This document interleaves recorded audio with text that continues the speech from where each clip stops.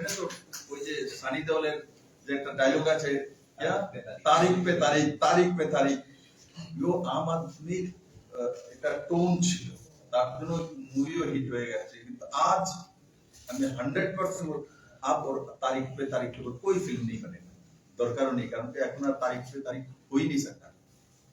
তো এই যে এখন কি করে দেওয়া হয়েছে তার মধ্যে যে না এই পোস্টের মধ্যে এখন যেই আছে উনিই সেটাকে দেখবেন, আর তার জন্য এভিডেন্স আগে থেকে, যেমন সব জায়গাতে আমার দেশের চণ্ডীগড়ে প্রথম আমাদের ডিজিটাল এই যে ল ব্যবস্থা চণ্ডীগড়ে শুরু হবে ভারতবর্ষে ফার্স্ট, আর ভারত দুনিয়ার মধ্যে প্রথম ডিজিটাল ল করা দেশ হবে। আমেরিকা না, ব্রিটেন না, রাশিয়া না, ভারত প্রথম। বহুত বড় বাত।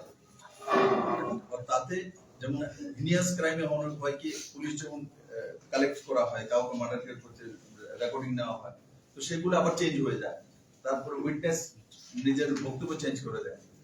এখন আর পারবে না, কারণ কি প্রথম দিন যেটা নেওয়া হবে সেটা ডিজিটাল নেওয়া হবে, অডিও ভিডিও সবকিছু নেওয়া হবে, তার 3 কপি করা হবে, 1 কপি ফটাফট ওই দিন 48 আওয়ার্স কোর্টের কাছে চলে যাবে, 1 কপি পুলিশের কাছে থাকবে, আর 1 কপি অ্যাডমিনিস্ট্রেশন কাছে থাকবে। কেউ ছেড়ছাড় করে কোনো কিছু করতে পারবে না, আর তার চেঞ্জও করতে পারবে না। আর তার মধ্যে যেমন আমাদের একটা অসুবিধা হয়, আমাদের কাছে অফিসিয়াল এর ব্যবস্থা খুব কম, তার জন্য বড় মাত্রায় আপনারা সবাই জানেন ত্রিপুরাতে একটা ফরেন্সিক ইউনিভার্সিটি ক্লাস চলছে, আর নতুন করে বিল্ডিং এর কাজ চলছে, অমিত ভাই সাজি সেটা শিলান্যাস করে গেছেন।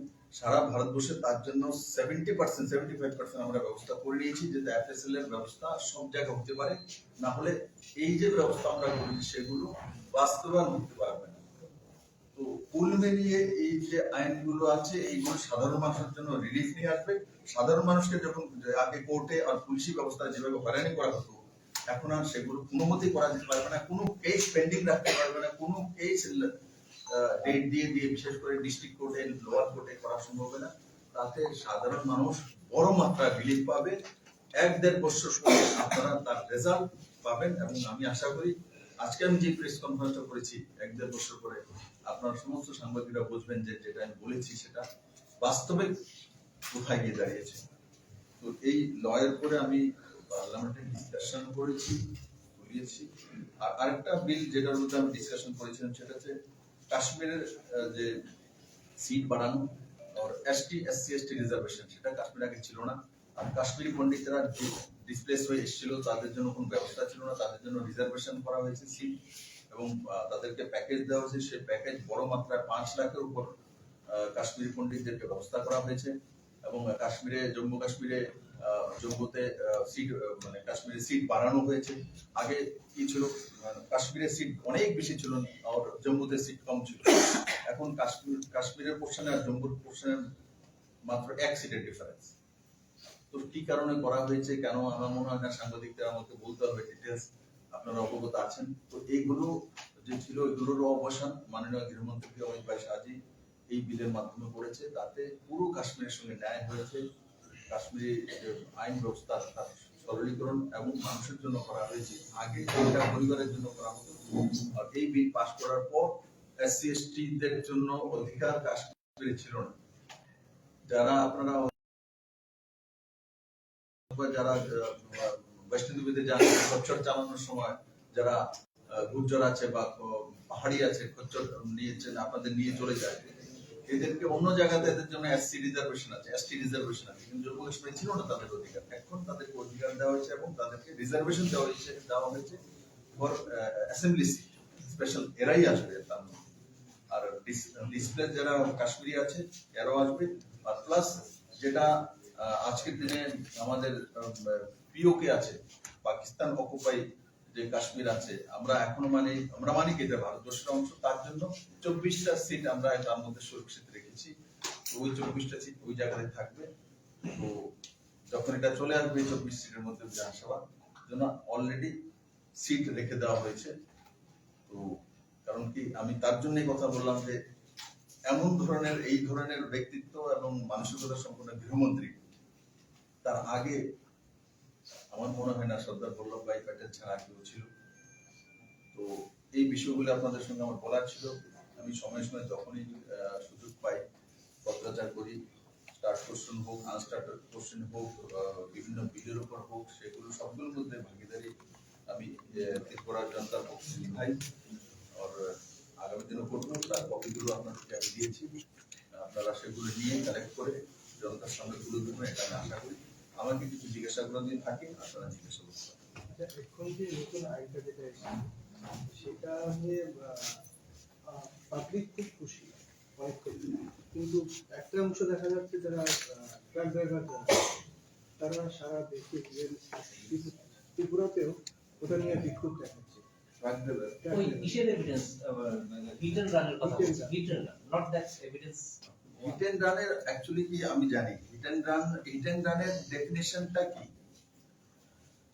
হিট এন্ড রানের এটা একবার আমার মনে হয় আপনারা হিট এন্ড রানের ধারাটা বের করে দেখো, তার মধ্যে অমিত শাহজি রাজ্যসভার বক্তব্য বের করে নিন, মধ্যে হিট এন্ড রানের মধ্যে বলা হয়েছে হিট এন্ড রানের মধ্যে যেমন মব লিঞ্চিং আর হিট এন্ড রান, কারোর সঙ্গে শত্রুতা থাকলে তাকে মানে হিট এন্ড রান করে মেরে দিত, একটা বহু কেস। তারপরে কোনো কেস নেই, তারপর কোনো ধারাই নেই ভারতবর্ষে। হিট এন্ড রানে মেরে দিলে তো আপনি মার্ডার করেন, আপনার জন্য কোনো কিছু। কারণ কি ওই জামানাতে গাড়ি চালাতো শুধু ইংরেজরা, তাদের গাড়িতে ধাক্কা খেয়ে মরে গেলে ইংরেজ থোড়ি জেলে যাবে, থাকবে না।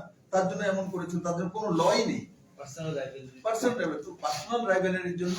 তার মধ্যে নিয়ম কারণে তার ভিডিও আনা হবে, তার অ্যাটিটিউড দেখা হবে, এমন নাই কারোর সঙ্গে ধাক্কা লাগতেই তাকে জেল হয়ে যাবে, এমন একদম না।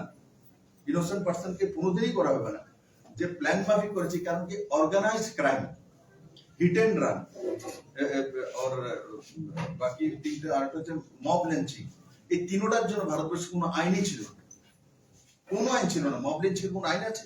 মব লিঞ্চিং মরে গেলে কেউ তার দায়িত্ব নেবে না, মার্ডার হয়ে যাক, যা খুশি তা করে।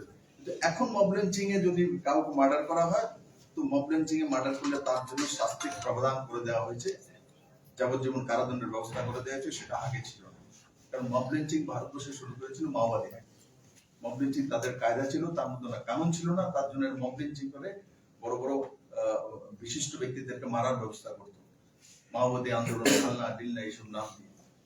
আর আরেকটা যেটা সবচেয়ে সিরিয়াস, যে অর্গানাইজড ক্রাইমের জন্য ভারতবর্ষে কোনো আইনই ছিল না। অর্গানাইজড ক্রাইমের জন্য ছোট ছোট চুনোপুটি যে ধরা পড়েছে, বোম এখানে ব্লাস্টিং করে দেওয়া হয়েছে।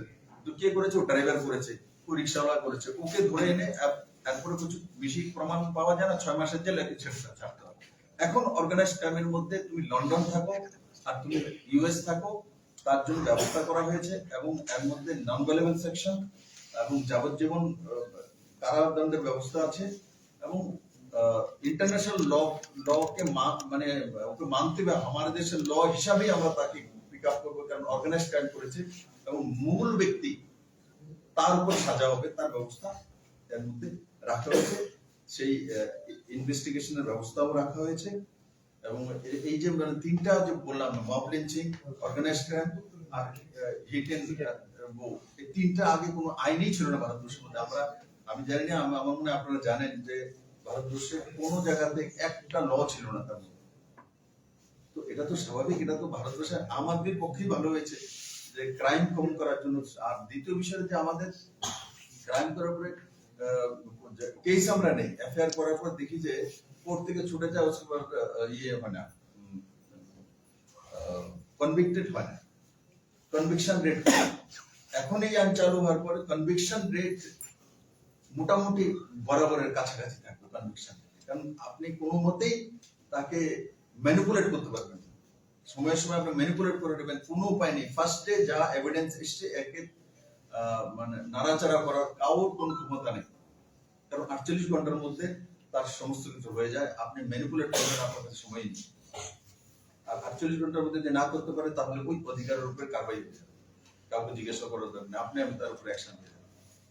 আর তার মধ্যে এগুলো আছে কিছু কিছু, যেমন আমাদের বিভিন্ন ইনভেস্টিগেশন এজেন্সি আছে, কারোর কোনো বিদেশি এজেন্সি কোনো কিছু করে দিল, এরা পাঠালো, তাদেরকে অ্যারেস্ট করার জন্য আগে ইয়ে করতে হবে, ওয়ারেন্ট ইস্যু করতে হবে, এই থানা থেকে ওই থানা থেকে ওখানে যত ওই এরিয়ায় চলে গেলে এগুলো করতে করতে সব জেনে যায়।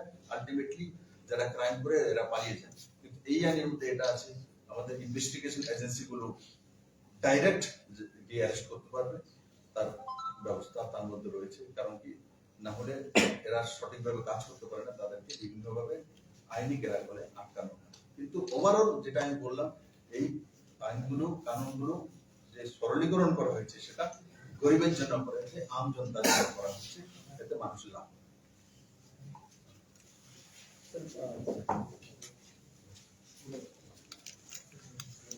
Jal Jeevan Mission, by December it was supposed to be over in Tripura. The rate was initially very good. You could see up to 60%. After that, March press conference, there was change in the system of the minister has changed. So now it is only 72.46%. So how do you see it with the entire year? Because a deadline was December. It's not that too late, but do you think the pace has gone down now? দেখো, জল জীবন মিশনের মধ্যে রাজ্য সরকার কাজ করেছে এখানে ত্রিপুরাতে, central government কিছু কিছু জায়গাতে হয় কি আমাদের প্রবলেম ছিল পাইপের জন্য, পুরো দেশব্যাপী পাইপের পুরো 8 mm আমাদের পাইপের থিকনেস করা ছিল। ওই থিকনেসে যখন আমরা কোনো একটা প্রজেক্ট নিয়ে আসা হয় তার জন্য একটা প্যারামিটার তৈরি করে, পুরো দেশব্যাপী এক প্যারামিটার তৈরি করে। তারপরে দেখা গেছে যে দেশের মধ্যে যতগুলো পাইপ তৈরি করা 8 mm করার আছে সেগুলো একসঙ্গে যখন সব স্টেটে কাজ শুরু হয়ে গেছে, এরা আর সেগুলো প্রোভাইড করতে পারছে না। আমি যে করে দেবো স্কিল ফিল আমিও দেখেছি যে এরা যে কন্ট্রাক্টর পেয়েছে, যাকে যেই কোম্পানিকে ওরা ইন্ডাস্ট্রিকে অ্যাডভান্স করেছে, কোম্পানি বলছে এই রেটে দিতে পারবো না, কারণ আমার কাছে নেই ম্যাটেরিয়াল, অ্যাডভান্স যেটা ফেরত নিয়ে দাও কিন্তু ম্যাটেরিয়াল দিতে পারবো না। তো সেই জায়গাতে অনেক জায়গাতে হরিয়ানাতে আমি খবরে ওখানে স্টেট গভর্নমেন্ট তার মধ্যে ভর্তুকি দিয়ে ব্যবস্থা করেছে যে নির্দিষ্ট রাজ্যগুলো সবাই অসুবিধা হয়, কেন্দ্র সরকার তার মধ্যে সহায়তা করবে এবং ডোনার বেশি সহায়তা করবে, এই বিষয়ে আলোচনা হয়েছে আমার কাছে।